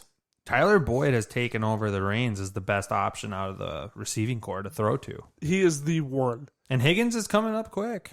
Yeah. Higgins has that familiarity with Burrow. He's got the 2 weeks in a row of putting up big weeks. Yeah. Tyler Boyd right now, first week was 7, but then he had 20.2, 22.5, and 16.4. I mean, he's putting up fantasy points. But even 7's not like a sink your team type of week. It's not good, but if you're going to get at an absolute worst 7, it was 4 for 33, so it was 7.3. But otherwise, he's getting 8 targets, 13 targets, 8 targets. I mean, at that rate, he's going to be a top 30 receiver. Definitely a very nice wide receiver, too. Exactly. Yep.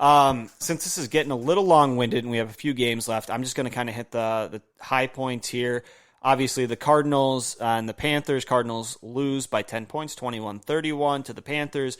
Murray, 133, 3 touchdowns. He had his 4th game over 20 points. He ended with 23.2. Like we mentioned, Chase Edmonds is a bud plug of the week. He's rostered in less than 30% of leagues. He had a total of 15 points, only 4 rushes for 16 yards. But he had 5 grabs, 24 yards, and a touchdown. I think he's the guy to have, especially with Drake banged up.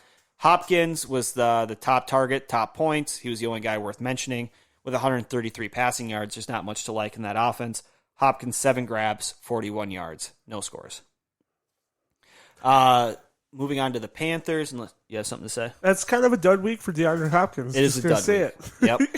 For him, it's a dud week. 11.1 points. It's on the low end.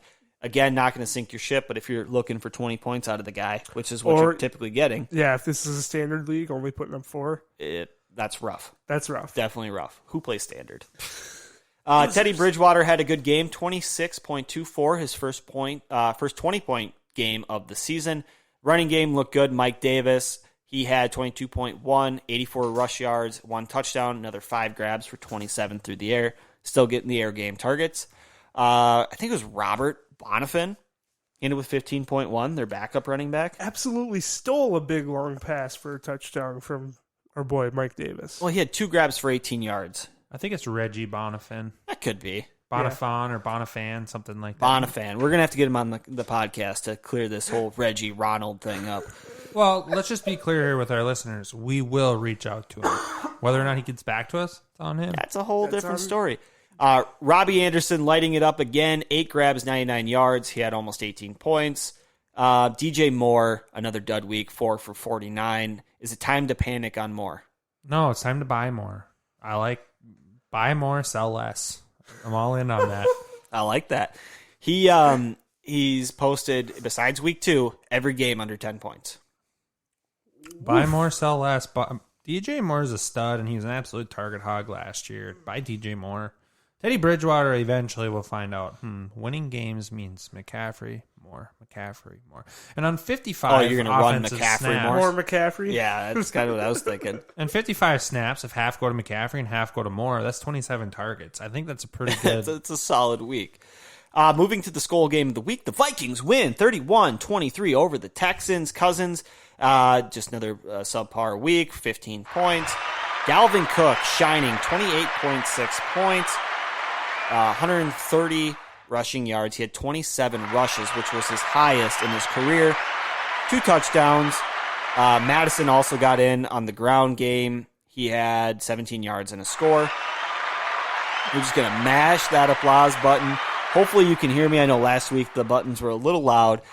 Do they not deserve it, though, the Vikings, for that showing? I mean, the offense finally, Justin Jefferson. This is when we're supposed to lose. The games I said that. The Vikings are good at winning games that they shouldn't win. Tank for Trey Lance. Come on, man. That's right. I mean, Will Fuller's catch that brought the Texans within. Oh, wait.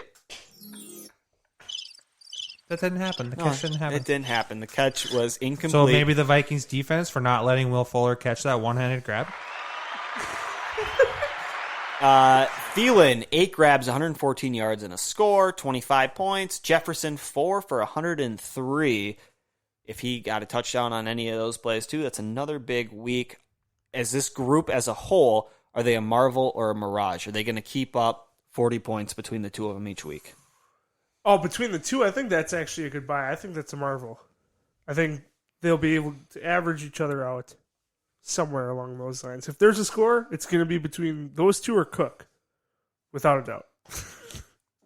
I would want to Cook. I would want to. I know we just had a big debate about this roughly a month ago, but I'd be fine stacking one of those wide receivers with Cook because I think the Vikings offense from a production standpoint is a 3-headed monster. It's going to be Thielen or Jefferson, Cook. One of those 3 every single week is going to be an absolute 1 at their position. And I think the other 2 have potential to be 2s at their positions every single week, assuming the Vikings score more than 9 points, which it looks like Kubiak's starting to kind of figure it out a little bit. Which is good. 4 weeks in, we're finally starting to get it. Ooh, that was rough. All right, moving on. Texans, Watson had an okay game, 20 points, late touchdown drop, would have put him up over 25, roughly 25. Running game, not much to talk about. David Johnson, 63 yards. He ended with 11.2. Will Fuller had a pretty good game. Excuse me. 6 grabs, 108 yards and a touchdown. Dropped that late TD. He ended with almost 23. The rest of them added up for 10 points. They're all sub 10 points. Pretty rough. I don't think there's anybody else to have on that Texans offense besides Watson and Fuller. I don't know if Watson's even... Watson's ownable. He's still doing okay. I have him on the Guillotine League, and he's not great, but he's getting you, at an absolute worst, he gets about 18, which is pretty good for a quarterback. Yeah. He's a top 10. I'm sure he's a top 10 fantasy quarterback. option, probably. Yeah. His lowest game was 14.7 against Baltimore, otherwise 17.6. This was his second above 20-point game, both about 20.9. So it's been functional at least. And that offense is clearly not clicking. Yes. Maybe with the firing of Bill O'Brien, that might change. Or it might not. Yeah, that's possible too. Moving on, the Giants 9, Rams 17. Daniel Jones, not much to talk about, 10.1 points. What would I need to pay you to start Daniel Jones? $1 million. You need to pay me my league entry fee. Okay. Whatever the entry fee was for the league, you pay me that and I'll start him. Fair enough. Wayne Gollum led the way, 45 rush yards. Freeman came in at 33. Not much about those backs that I like. I want to take that and extrapolate that throughout the rest of the year. That's about what you're going to be looking at for that backfield the rest of the year. I Top think so. will be about 50, and there will be somebody else in there at about 30-something. This is an 0-16 team, right? They're not much more than 1 or 2 wins. They play the Jets? I think they already lost to the Jets. No, they haven't played the Jets yet. I don't know, boys. I really think the Jets on paper. I think the Jets are worse than this Giants. Jets haven't won a game either. No chance. No chance. That team is garbage. Battle of the bad. Is I wanna see Slayton it. healthy? Slayton is, but nobody else is. Slayton played. He had under 10 points. Ingram was kind of the highlight. 10 targets, six catches, 35 yards. Everybody got under 10. I guess we'll get into it in a second. I would say this, though. I'm going to give a little PSA. I know this reaches the masses, so I'm going to give a little PSA to Trevor Lawrence, who I'm sure will listen to this. If the Giants or the Jets have the number 1 pick, just go back to school. Save yourself the headache. Study, bud. Go back to school. Maybe, I don't know, learn to code, do something. But Or don't go into the draft. or opt out of the draft. And then try to be a walk-on somewhere. Yeah. Might Walk not on to, I don't know, maybe the Vikings. That'd be do all right. that. We'll take you. We gladly would. I mean, we'll see. We'll maybe pull some strings, and we might be able to free up a roster spot for you. We'll see. See how it goes. I know they really, really like, who's the backup? Sean Mannion. Yeah, I know the Vikes really like Mannion, but we'll see. You might be able to, I don't know. I don't know if you could do quite the in-depth analysis of coverages and stuff as Mannion gives Kirk Cousins, but it might be a spot for you. Maybe on the practice squad. We'll see. Jared Goff on the Rams, 200 yards, 1 touchdown. He had his second game under 12 points, so he's got 2 over 20, 2 under 12. Sitting at, I think, what did we say, QB 9 or QB 11 or something like that? Jared Goff right now is, I think you said 11. Something like that. So, Nope, it was 9 because it was top 10 because I put that feather in my cap. So he's kind of hit or miss right now. The running game, gross. Darrell Henderson, 8 for 22. Malcolm Brown, 9 for 37. And the only rushing touchdown goes to their backup tight end, Gerald Everett. Reception-wise, Cooper Kupp had a good day, 569 and a score. Otherwise, the rest of them were under 10 points. You've been seeing Everett starting to take snaps away from Higbee, so I would say Higbee's borderline droppable. I'd start looking elsewhere. Schultz, maybe, if you can get sample. We're starting to get a sample size on him. Yeah.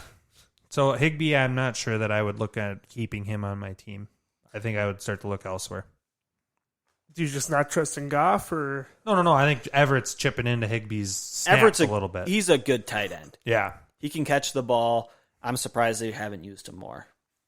See, this is where it's just too early to go with full-on drop mode or full-on It's not, though, modes. because at this point in the season, there's been 4 games. You're quarter of the way through the year. We'll get into this in the next podcast, episode 143, I think it'll be, where we'll talk. You break up the season. We'll talk about, with a quarter of the way through the year, kind of where all the teams stand. But there's teams right now that are 1-3. Oh, yeah. You need to shake some shit up right now. And there's players out there. There's people you can get. But, okay, so we're just, 2 weeks removed from Tyler Higbee having a 3-touchdown game? I think that's a ceiling, obviously. He was the number 1 tight end for the week. But I think that's an outlier. That's not going to happen every week.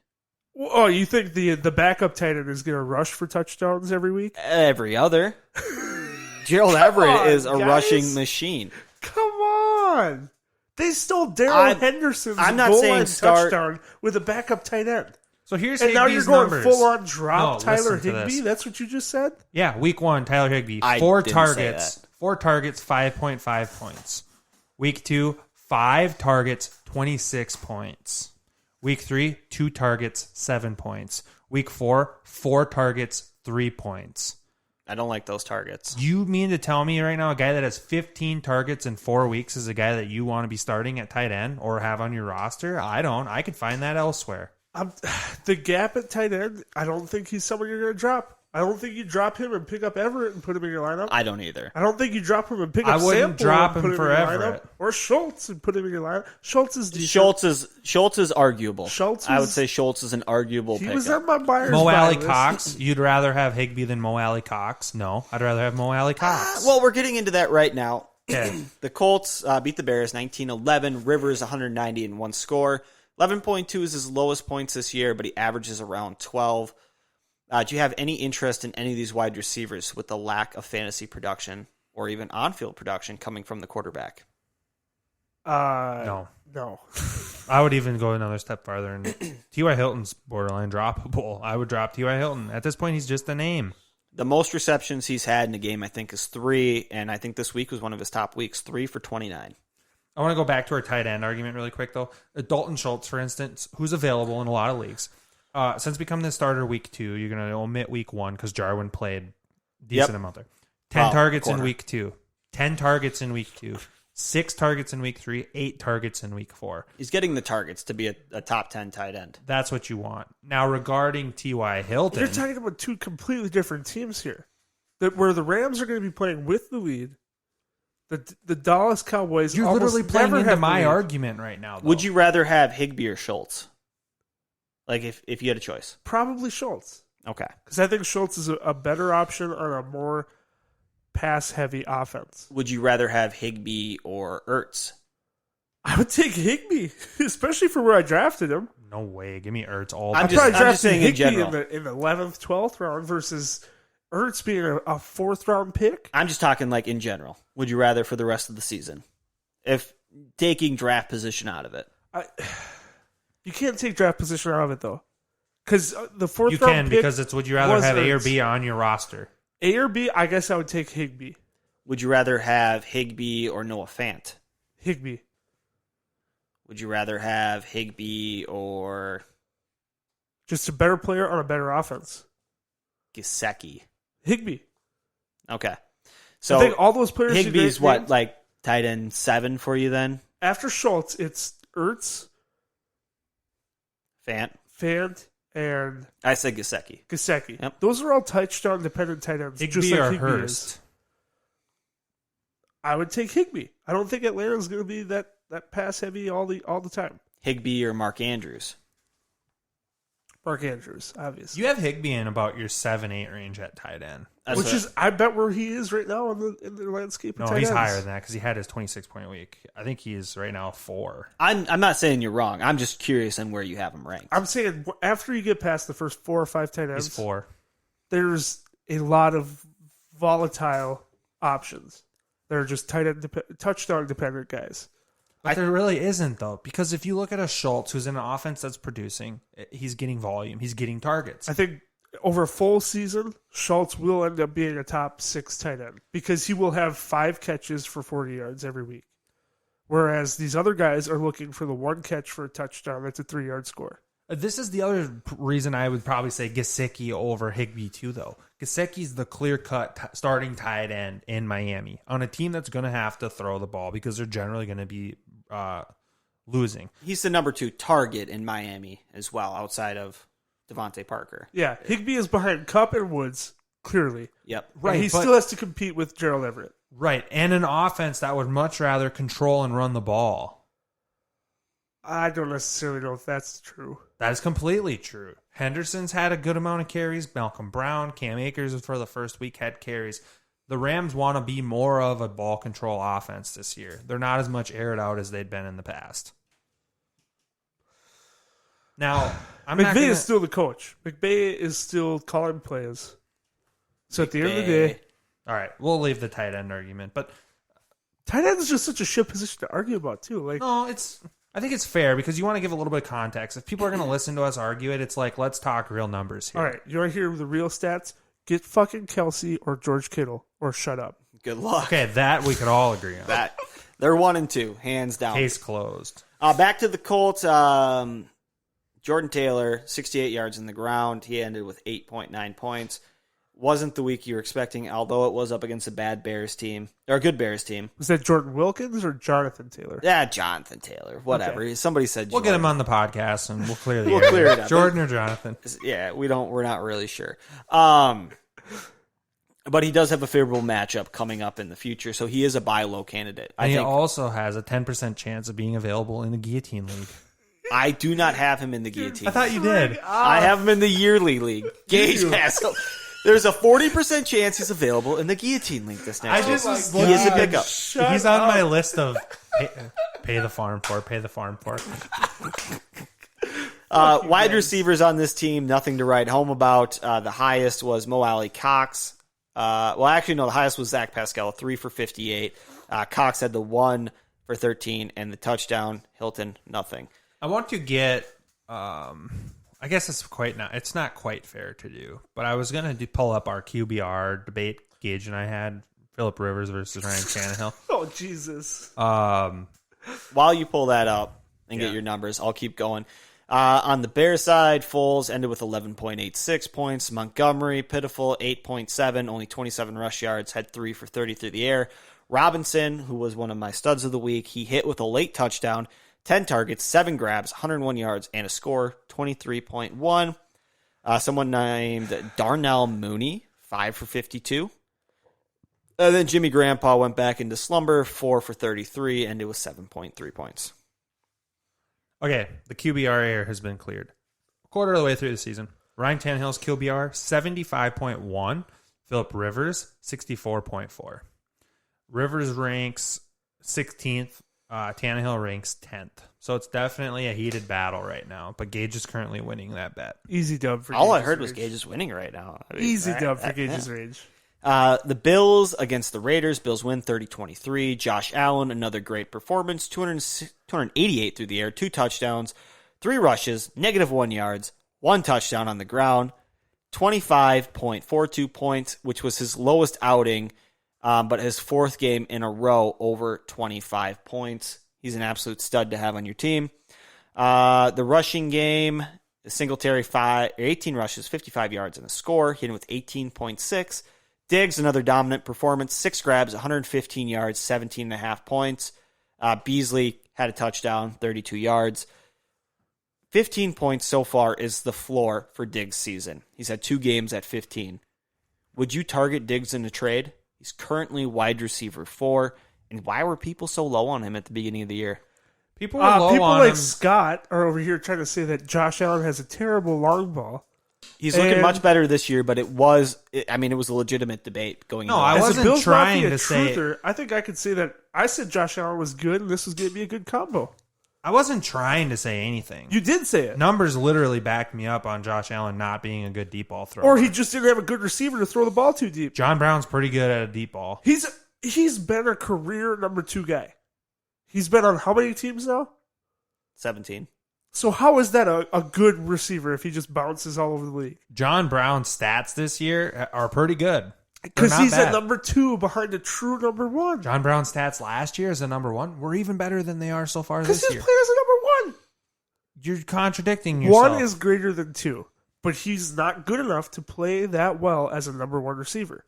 He will perform better overall as a number 2 next to Stephon Diggs. Well, there is that. Diggs is the guy. Okay, I'm Josh not Allen saying- is good. Bills Mafia, baby. Watch out. I'm not saying that Gage didn't hit it right here, that you've been right. You're right. So far, you're right. But I still don't necessarily think that Josh Allen, quite frankly, is that good. I think you're wrong. And I I'm like gonna him this stand on year. that one. I heard kind of the heartwarming story of Allen, where he came from, school. He wasn't recruited by any D1. He went to a JUCO. Then he got the only offer from Wyoming, and then he ended up becoming the 8th overall pick. I like him. He's got a heartwarming story. He's a small town, I think, potato farmer or something. He's from got that Idaho. fucking cannon, man. He's got a shoots the cannon. ball. I'm coming onto the train. I'm a little late to the arrival, but I hope Bills Mafia will let me on the Josh Allen. A little bit of I'll context ask. here. I'll ask for you. Thank you. A little Put bit it of in a good way. context here. They've beaten the Jets, who have 0 wins. They've beaten the Dolphins, who have 1 win. They should have lost to the Rams, and they would have if the refs didn't screw the Rams, but they beat them by 3. The Rams have 2 Sounds wins. like a win still. And they beat the Raiders by 7, who have 2 wins. Oh, so you're saying they're undefeated is what you're trying to say. What I'm also saying is Let's let's see what they do in these next 2 weeks when they play the Titans on the road and they play the Chiefs at home. Let's see what they do these next 2 weeks. As a Bills Mafia inductee, they don't control their schedule. Yeah, they They just play have to who they face play. it. That's right, but all And what I'm do they have saying to is do? let's see what they do these next 2 weeks when they play Hey. real opponents. I know everyone wishes the games could only be 58 minutes long, so the team that was better the whole game could have won, but Rams suck, and they didn't win it. That's Okay. facts. Buffalo did. Derek Carr, 20.44 points. He's currently QB 20. Do you guys have him finishing above, below, or right at that benchmark? QB Right 20. around there. For who? Derek Carr. He's around QB 20. I don't think he'll be much higher or lower than that. Yeah, that's a really good number. I'm going to go 18. So higher? Way to I'm going to on a go limb. higher. A little higher. Sure, I'll buy the higher too. All right. You convinced me. Jacobs had an okay game. Well, actually, he didn't have an okay game. 48 yards, 3 grabs, 25 yards, 10.3 points. Right now, Jacobs is RB7, but he had a higher points total from week 1 with 34.9. Everybody remembers the 3-touchdown game. Than any of the other 3 weeks combined. He has an average schedule, but a tough playoff schedule going against number 4 ranked Indy, number 9 ranked Chargers, and the 26th ranked in week 16 against Miami. Are you buying or selling Jacobs right now? RB7. That was just based off week 1, though. Exactly. I would. Most of them were 10 points or lower. If you could sell him for like Antonio Gibson and then another player. Like if How you need about wide a receiver help. Gibson plus Higgins? How about a Gibson plus A.J. Brown? My issue with giving up Jacobs is right now he's an RB1. Technically. I think he probably figures it out. So I think I'm probably holding on to him or trying to buy him. The first 2 weeks of his playoff schedule are tough, but if you make it to the championship game with him against Miami, he should be running free. Fuck, championships are so far away. I know, Dude, I know, 10 but weeks out. I didn't look at the middle of his schedule, but I wrote it was average. One big note on Jacobs, too, even last year, he was very much touchdowns in bulk running back. So he might have finished with, I don't remember exactly the amount of touchdowns. I know he rushed for probably 12 or 13 last year. He had multiple touchdown games multiple times. So he's a very much up and down running back. That's why he's on your roster. No, he's on my roster because I have an eye for talent, a keen eye, like a bald eagle, and I drafted him. That's why he's on my roster. The bald part is right here. Darren Waller, 9 for 88, ended with 15.8 points. He had a fumble. Renfro, 5 for 57. Aguilar ended with just under 15 points. He got a score. And then Jason Witten, 2 for 18 and a score. Waller right now, tight end 7. It's a fucking majestic bald eagle. Where does Darren Waller end? Baldest eagle I ever seen. That's shine, though. Darren Waller. Fuck, it's bright in here. Yeah, no wonder you guys are wearing sunglasses. I think Darren Waller finishes as a top 6 tight end. I think he'll finish about where you drafted him. And I personally, I would rather have Darren Waller than Mark Andrews. So Waller's playoff schedule goes against is starting from 14 to 16. Number 1 ranked against tight ends. Number 23 against tight ends. Number 4 against tight ends to finish it off. So he plays Indy and Miami are the 2 tough ones against tight ends. Yeah, I think I'm in on Waller. I think I'm in on him. I really do. I think if I have him, I'm holding tight.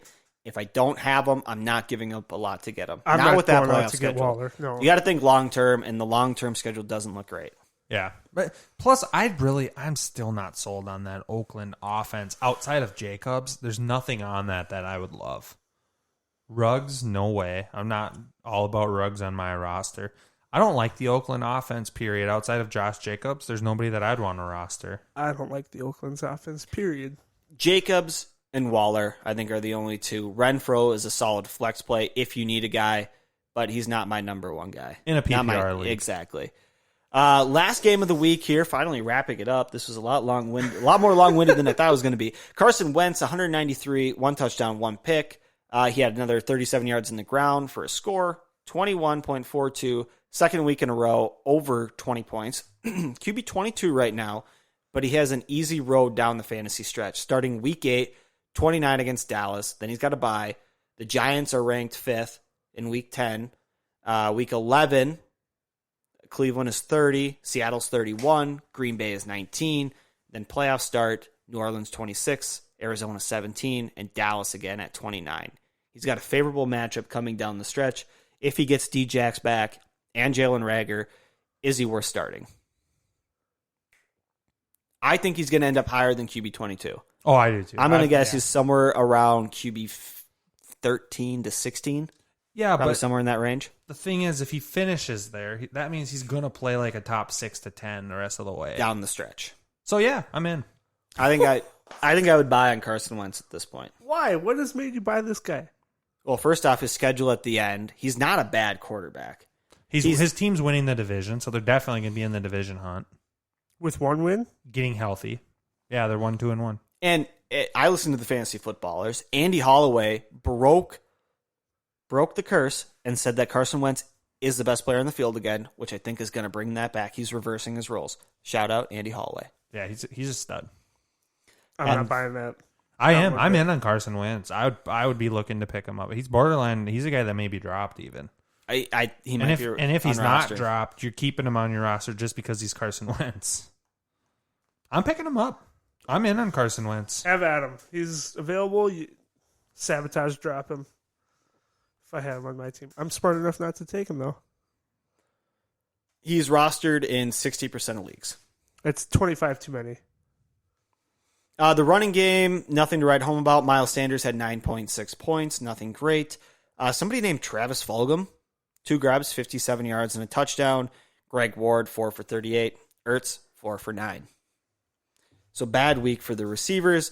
Moving to the Niners, Nick Mullins, 10 points this game, 200 yards, 1 touchdown, 2 picks. McKinnon, like we talked about, circle jerk. It was his lowest game, 13.2 points. Or that was his lowest game. He had 22.7 this week, and he's increased every week. I think he's a solid flex play, even with the offensive weapons coming back. Receiving, Kittle, monster week. Kittle had 15 catches, 182 yards, 1 touchdown. He caught all 15 targets. He had 39.2 points, which I think was the second highest fantasy score this week. Next leader was McKinnon. He had 7 for 43. Debo, 3 for 35. Ayuk, I think he busted my dud pick because of the rushing touchdown. He had a 38-yard touchdown and 2 grabs, 18 yards. Yeah, Debo with the comeback game. Nice to see him getting involved right away. Is Debo a buy? I'd buy him. I don't know what you're gonna have to pay for. Oh, he's a him. pickup, I would assume. I think you could pick him up. I don't think he's available that much. I do. I would have once again doubled down and go, he's available in less than, or he's available in, what are you saying here? You're saying he's available. I don't think he I'm going is. to say he's rostered in less than 55% of leagues. So you would take 55.1 Move and that over. number. 54. One spot. Well, Come I was on, just going to man. do what we did with, I'll double down, sure. I think he's rostered more. All right, we have our second butthole bet of the night. Gage has 55.1 and over. No, 55. 54. Yeah, 54 and over. 0.1 and over. Scott has 54 and under.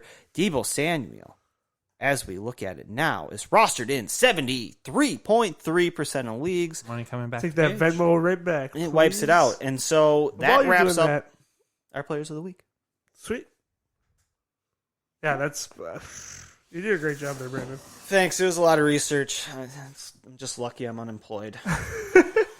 I'm getting nervous watching this fucking Chiefs game. We're going into the fourth quarter, and technically, Mahomes just got a passing touchdown. That was a passing You touchdown. have a It's butthole feeling 5 good. for this episode? I do have a butthole 5, and while we're at it, we might as well let's get that going on the soundboard there. Let's get to the right point here.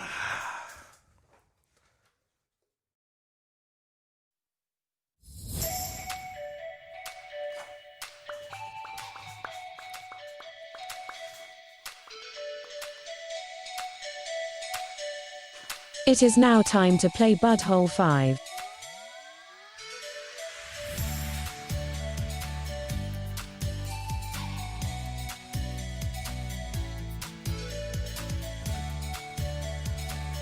I'm good.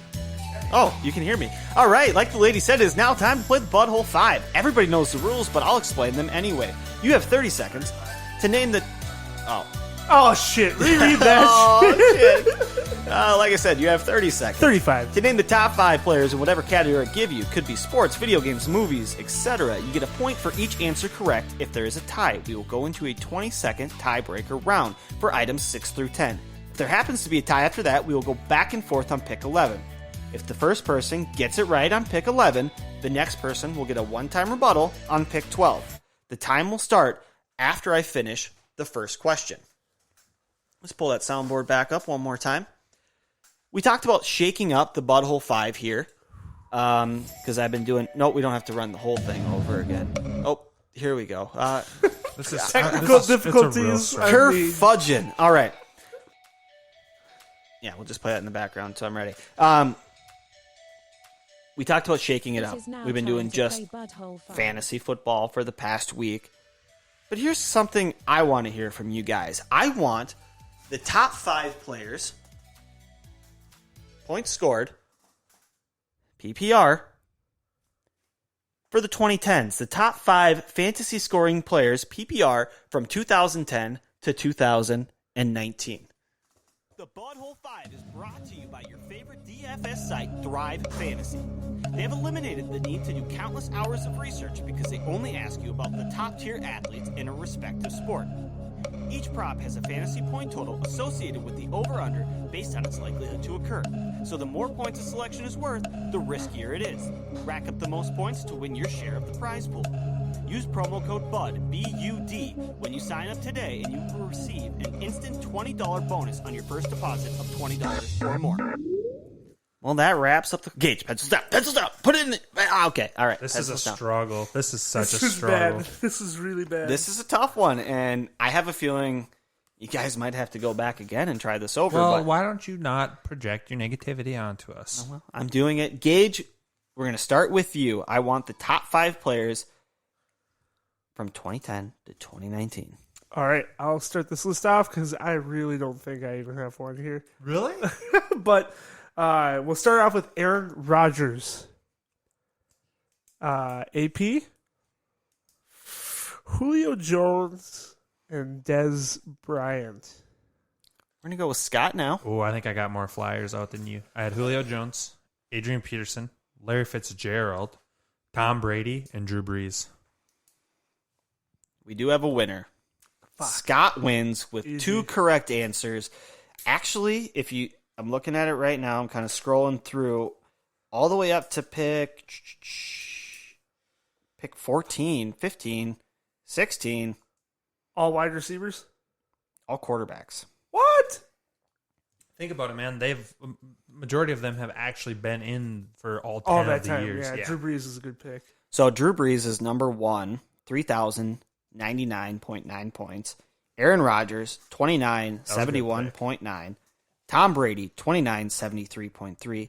Cameron Newton, COVID Newton, 2482.5. And Russell Wilson, 24,600.7. They're all QBs. It's kind of fun. Not I thought really, that was though. kind of cool. 2460, sorry. I mean, whatever. I'm an idiot, but yeah.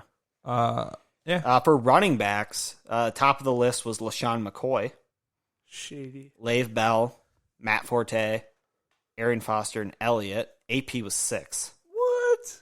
Yep. Arian Foster? What?